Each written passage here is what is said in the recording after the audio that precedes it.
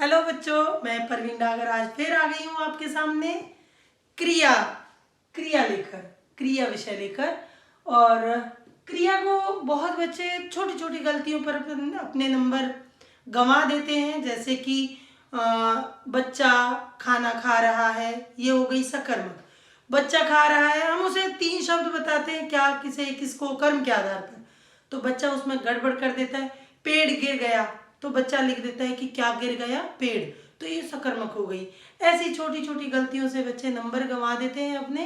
आज मैं बताने जा रही हूँ क्रिया को कैसे पहचानें। क्रिया होती क्या है? काम के करने या होने का पता चले।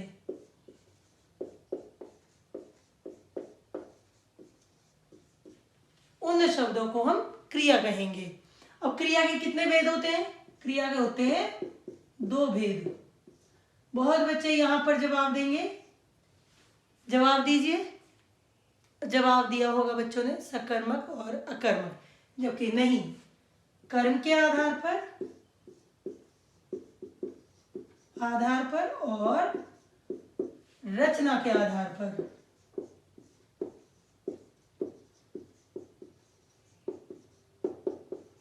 अगर मैं बात करूं तो कर्म के आधार पर 2 होते हैं, सकर्मक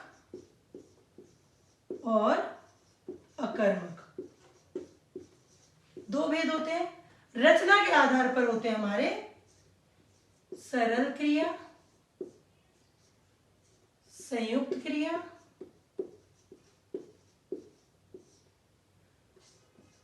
प्रेरणार्थक, पूर्वकालिक और नाम धातु। ये 5 भेद होते हैं, ये 2 भेद होते हैं। अब सकर्मक में भी 2 भेद होते हैं, एक कर्मक और द्विकर्मक। अब आप इसका एक स्क्रीनशॉट ले लें, जिससे कि आपको बहुत जल्दी से ये समझ आ जाए। क्रिया का पूरा ग्राफ आपके सामने है। कर्म के आधार पर 2 भेद होते हैं, रचना के आधार पर 5 भेद होते हैं। कर्म के आधार पर कैसे पहचाने और रचना के आधार पर कैसे पहचाने। कभी भी आपको प्रश्न में एक ही वाक्य में दोनों चीजें पहचानने के लिए नहीं दी जाएंगी। आपको ब्रैकेट में दिया जाएगा, कर्म के आधार पर पहचानिए या प्रयोग के आधार पर पहचानिए। चलिए, अब पहले हम करेंगे कर्म के आधार पर। कर्म के आधार पर अभी बताए थे मैंने, सकर्मक और अकर्मक। अकर्मक क्रिया जो होती है वो होती है जो हमारी प्राकृतिक चीजें होती हैं, जिन्हें हम देख सकते हैं, सुन सकते हैं, महसूस कर सकते हैं। वो चीजें जो किसी इंसान के द्वारा नहीं की जाती, खुद से हो रही होती हैं या प्रकृति के द्वारा की जा रही होती है, उन्हें कहते हैं हम अकर्मक क्रिया। जैसे गाड़ी चल रही है, तूफान आ गया,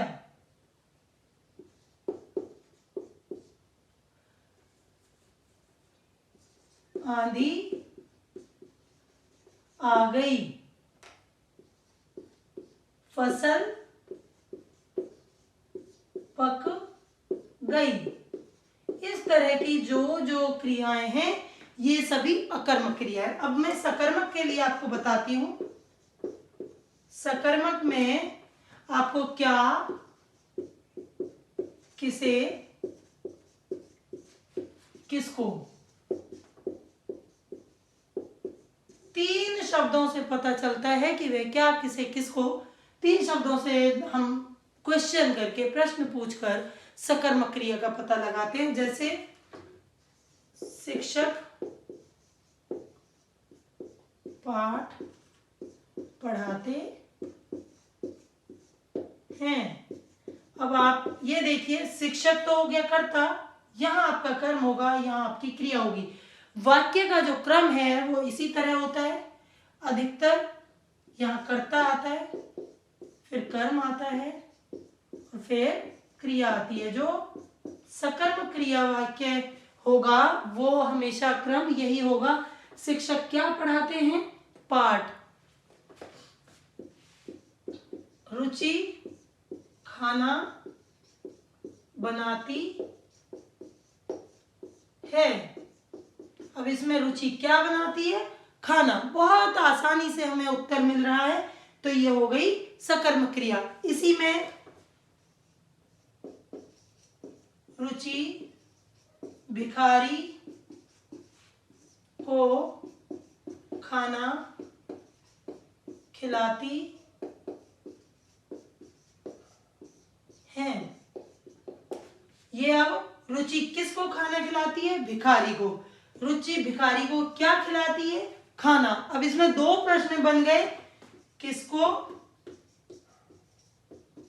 और क्या। दो प्रश्न जहां हो गए वहां आपको द्विकर्मक क्रिया देखने को मिलेगी, द्विकर्मक क्रिया होगी।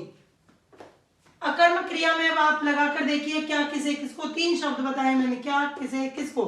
अब तीनों में हम गाड़ी क्या चल रही है, आंधी क्या आ गई, फसल क्या पक गई। कहीं भी उस प्रश्न को लगाने पर, प्रश्न सूचक जो शब्द दिया है उसको लगाने पर कोई उत्तर मिलने की संभावना नहीं है। कई बार बच्चे गलती करते हैं, जहां हमारा छुपे रूप में कर्म होता है वहां हम भूल जाते हैं और वहां बच्चे अकर्मक लिख देते हैं। कैसे? छुपे हुए रूप में किस तरह से आपको अकर्मक और सकर्मक ढूंढनी है। जैसे बच्चा खेलता है, अब बच्चा क्या खेलता है उसमें हमें उत्तर मिलने की संभावना है, इसलिए वह सकर्मक होगी। बच्चा क्या खेलता है? कबड्डी, खो खो। बच्चा खाता है,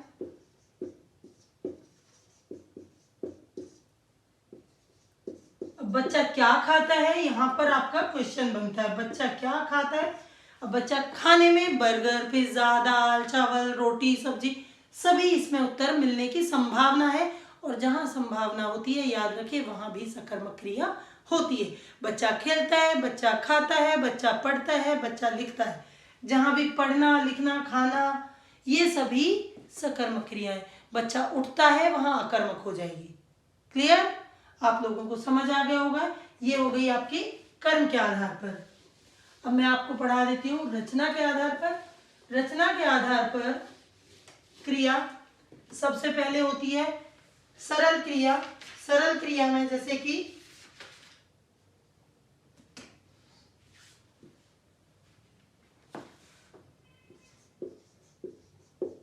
रचना के आधार पर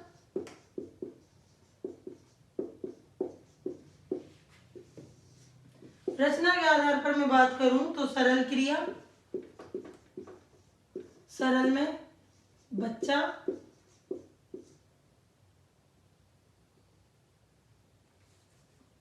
इधर आओ, ये हो गई आपकी सरल क्रिया। संयुक्त की बात की जाए तो संयुक्त क्रिया में बच्चा खा रहा है। अब इसमें दो शब्द, दो या दो से अधिक शब्द जहां क्रिया के आ जाते हैं वहां आपकी संयुक्त क्रिया होती है। संयुक्त का अर्थ ही होता है जोड़ना। तो यहाँ दो से ज्यादा शब्द, दो या दो से ज्यादा शब्द आ जाए तो वह संयुक्त क्रिया होती है। पूर्वकालिक क्रिया,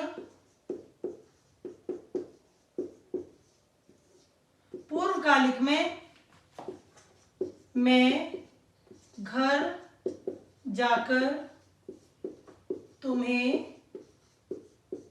फोन करूंगा।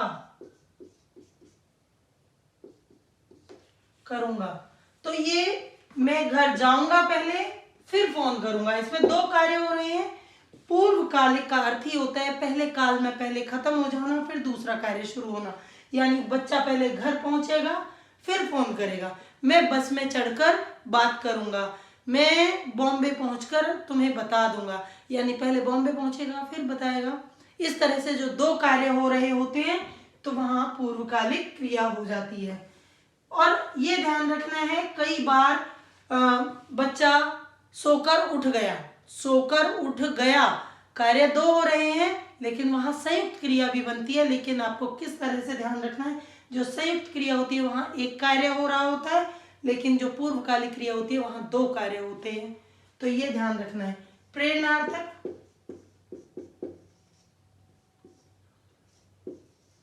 प्रेरणार्थक क्रिया में कार्यकर्ता खुद से करता है या किसी से करवाता है। जैसे शिक्षिका पढ़ा रही है, शिक्षिका पढ़ाती है, तो ये प्रेरणार्थक में हो गई क्योंकि खुद से कार्य कर रही है शिक्षिका। और शिक्षिका बच्चे से पाठ पढ़वाती है, तो वहां हो गई आपकी प्रेरणार्थक द्वितीय प्रेरणार्थक। एक अर्थक प्रेरणार्थक होती है और द्वितीय होती है, लेकिन आपको ध्यान रखना कर्ता खुद कार्य करे या किसी से करवाए, तो दोनों प्रेरणार्थक क्रिया होंगी। जैसे पिताजी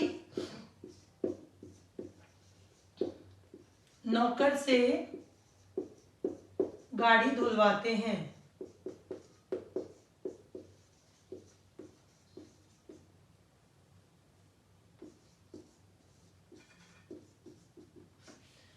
पिताजी नौकर से गाड़ी धुलवाते, पिताजी गाड़ी धोते हैं जब भी प्रेरणार्थक है, पिताजी नौकर से गाड़ी धुलवाते हैं जब भी प्रेरणार्थक है।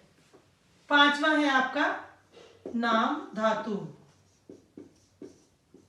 नाम धातु क्रिया में आपको आना प्रत्यय, या प्रत्यय, कोई भी संज्ञा या सर्वनाम में विशेषण में आना या प्रत्यय लगाकर, जैसे कि वह बतिया रहा है,